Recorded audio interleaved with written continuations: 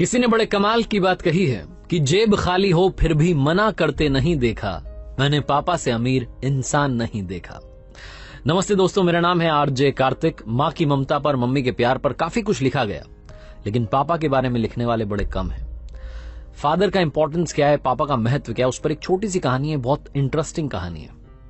एक लड़का जो इंजीनियरिंग की तैयारी कर रहा था, उसे उसके फादर हमेशा कहा करते थे कि बेटा फोकस करो, पढ़ाई करो, इंजीनियरिंग की तैयारी करो, बड़ा इंजीनियर बनो। लेकिन उस लड़के की सिर्फ एक विश थी, उसे बाइक चाहिए थी।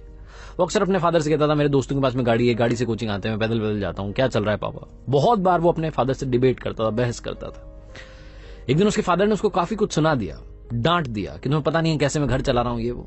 लड़के का दिमाग ठनक गया। वो होता है ना, आजकल यंगस्टर को बड़ी जल्दी गुस्सा आया, तो उसे लगा कि पापा कुछ तो भी बोलते रहते।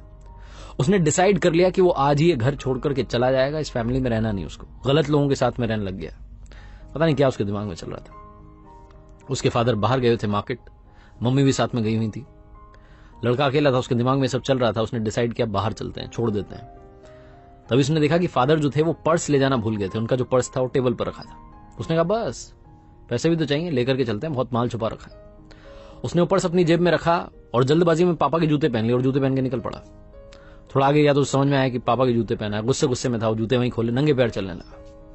पैर में कांटा चुभ गया, तब भी चले जा रहा था, बड़बड़ा रहा था, मेरे पापा ऐसे वैसे बेकार आदमी, ये है वो है। घर पे मुझे एक मेरी विश थी, वो भी कंप्लीट नहीं कर पा रहे। बहुत कुछ सोच रहा था।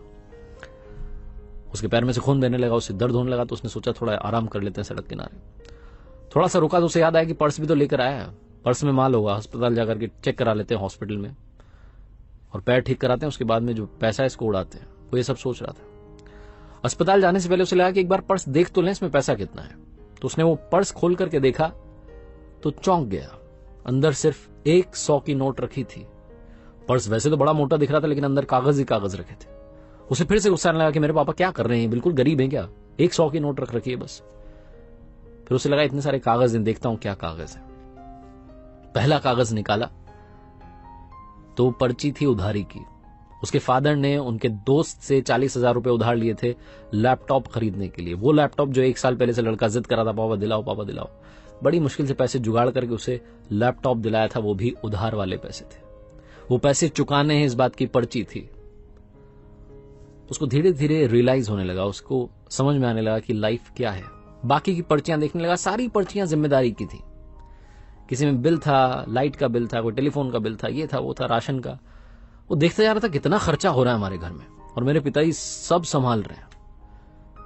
धीरे धीरे जो उसका गुस्सा था वो शांत होने लग रहा था, और फाइनली उसके हाथ में एक ऐसी पर्ची आई जो उधारी की पर्ची नहीं थी, वो एक अखबार का छोटा सा विज्ञापन था, जिसमें लिखा था कि पुराना स्कूटर बेच करके नई बाइक ले जाएं। लड़के को समझ में आ गया कि उसके पापा बाहर क्यों गए हैं, और आज ये बाइक वाला झगड़ा इतना बढ़ क्यों गया। वो कह रहे थे ना कि मैं कैसे घर चला रहा हूं तुम्हें पता नहीं है। उस लड़के को याद आने लगा कि उसके पिताजी वो जो पुराना स्कूटर है, जिससे वो उसे स्कूल छोड़ने के लिए जाते थे, ट्यूशन छोड़ने के लिए जाते थे, जिसके साथ बहुत सारी यादें जुड़ी हैं, वो इकलौता स्कूटर जो घर की सारी जरूरतें पूरी करता है, उसे शायद बेचने के लिए गए ताकि मेरे लिए बाइक खरीद सकें। उसकी आंखों से आंसू बहने लगे। वो दौड़ने लगा वापस अपने घर की तरफ। पैर में कांटा चुभा है, खून बह रहा है, बहने दो। दौड़ करके घर पहुंचा तो वहां फादर नहीं थे, मम्मी भी नहीं थी, मार्केट गए हुए थे। वो जो अखबार का विज्ञापन का टुकड़ा था उसमें पता देखा, और उसी पते पर फटाफट से पहुंच गया। देखा तो पापा वहां पर बात कर रहे थे, स्कूटर बेचने की तैयारी चल रही थी। उसने पिताजी के पैरों में गिर करके माफी मांग ली कि पापा नहीं, स्कूटर मत बेचिए, मैं एक दिन इंजीनियर बनूंगा, कमाल का बनूंगा, और बहुत सारा पैसा कमाऊंगा। ये दिन वापस नहीं आने दूंगा, आप प्लीज ये स्कूटर से वापस चलिए ना, घर चलते हैं, इसके साथ बहुत यादें जुड़ी है, इसको घर में रखना है। रोने लगा, माफी मांगने लगा कि मुझे सब समझ में आ गया पापा, आज मैं बहुत बड़ा पाप करने निकला था, मैं घर से बाहर भाग रहा था, आपका पर्स भी चुरा लिया था, लेकिन वो पर्स नहीं चुराता तो शायद मुझे आपकी इंपॉर्टेंस पता नहीं चलती। छोटी सी कहानी, लेकिन यही सिखाती है लाइफ में। बस ये याद रखिएगा कि इस दुनिया में सबसे अमीर इंसान कौन है। जेब खाली हो फिर भी मना करते नहीं देखा, मैंने पापा से अमीर इंसान नहीं देखा। हमारे माँ बाप जो होते हैं उनकी आंखों में सिर्फ 2 बार आंसू आते हैं। पहला लड़की घर छोड़े तब, और दूसरा लड़का मुंह मोड़े तब। याद रखिए, मेरे साथ देखते रहिए हर सोमवार सुबह 9:30 बजे एक प्यारी सी छोटी सी मोटिवेशनल कहानी।